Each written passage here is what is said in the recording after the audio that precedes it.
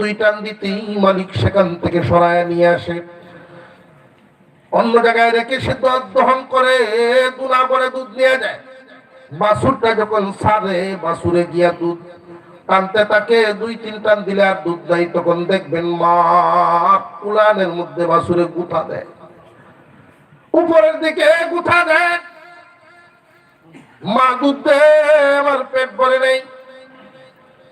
টানার পর যখন বাছুরটা সামনে দিয়ে যায়, মার কাছে গিয়া নালিশ জানায়, মা আমার পেট ভরে নাই, পেট ভরে নাই। মা ওই বাছুরটারে দেখবেন আদর করে সান্ত্বনা দেয়, নাকে মুখে কপালে চাটে আর বুঝায়, বাবারে আমরা রে আল্লাহ বানাইছে মানুষ জাতের খাদেম বানায়, এই মানুষ জাতের খাদ্যের জন্য আল্লাহ তোরে আমার বানাইছে। এদের